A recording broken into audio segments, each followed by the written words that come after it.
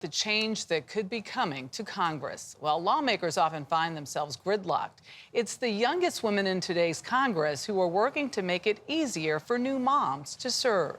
Scott MacFarlane has their story. In her first term, Florida Republican Anna Paulina Luna is learning the Capitol complex's maze of corridors.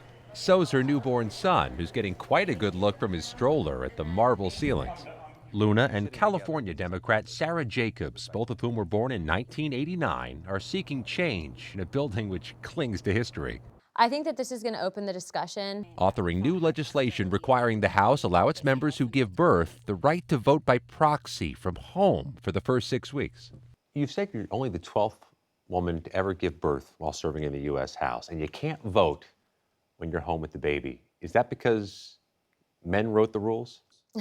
Well, I think that when the Constitution was written, I don't know if they anticipated women would be in office. It's very obvious that this institution was designed by and for old white men. Luna suffered complications before and after her delivery in August. Had to shuttle back and forth to Washington for key votes amid a government shutdown crisis.